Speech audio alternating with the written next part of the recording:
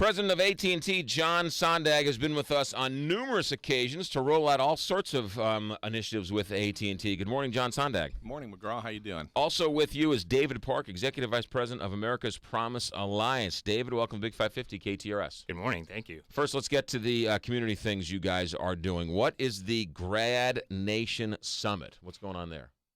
Well, the Grad Nation Summit is a national movement. Actually, we're going to 100 communities throughout the country in the next 4 years, and St. Louis is the first community. And our ultimate goal is the Grad Nation goal of a 90% high school graduation rate by 2020. The only way this can be done is to get communities more involved in the success of their young people. Is it statewide, citywide, countywide? What's the call there? It's we're going to cities, we're going to rural areas, we're doing several kind of within some states. This is the very first one. We'll probably have several others throughout the state of Missouri. And how'd you hoodwink AT&T into this?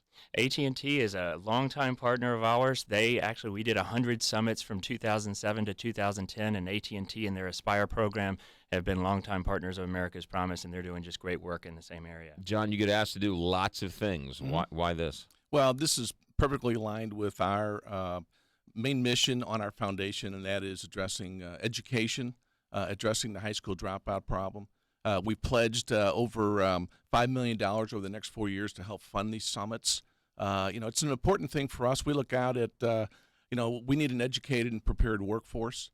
We're a national company, and not only for us, but I think business in general. So this is an issue that AT&T's, very focused on, and it fits exactly what our mission is. Dave, what are you going to try and do? What's the idea here? The idea is really to bring communities together. So we're talking about not just schools. Schools are an important part, but also the community. So it's the business community represented by AT&T and so many other businesses here in St. Louis and St. Louis area, but also educators, nonprofit leaders, government officials. We all need to come together to solve this problem and to get to that 90% graduation rate. Seems like there's got to be a disconnect between the 16 or 17-year-old and can't see the forest through the trees, can't see, hey, there's a job at the end of all of this, right? I mean, that's got to be one of the main reasons why they drop out. That's absolutely right. They also don't see the relevance in kind of what they're working on to their real-world lives. So we need to make it more relevant. We need to be more rigorous. We need to provide kids with those wraparound supports that will make them successful. Is there anything people should do or know about this summit?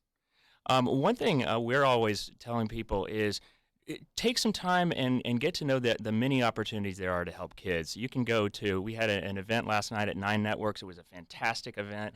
And you can go into 9net.org, and they've got plenty of community organizations and opportunities to volunteer in the schools. Have you moved the needle at all? Actually, we have. Believe it or not, for the first time, we're actually on track to meet the 90% national high school graduation rate by 2020. 3 presidents have set that as a goal. We're actually on track to do it by 2020. Just found that out at the Building a Grad Nation Summit earlier this year in Washington. That is David Park with us, Executive Vice President of America's Promise Alliance.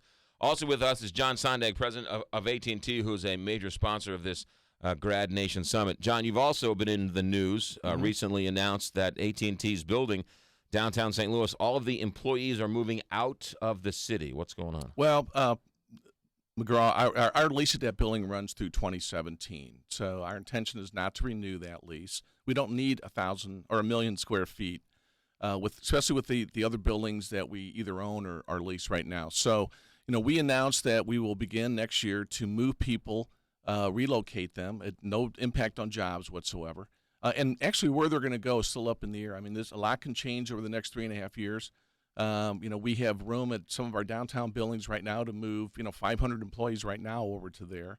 And we'll continue to evaluate where we have space, both in the city and the county, where it makes sense. And we'll make those decisions over the next 3.5 years. But I don't think we've made we're still committed to St. Louis. And as I mentioned, this doesn't impact jobs. It's simply moving offices. So you just have more excess room than you need.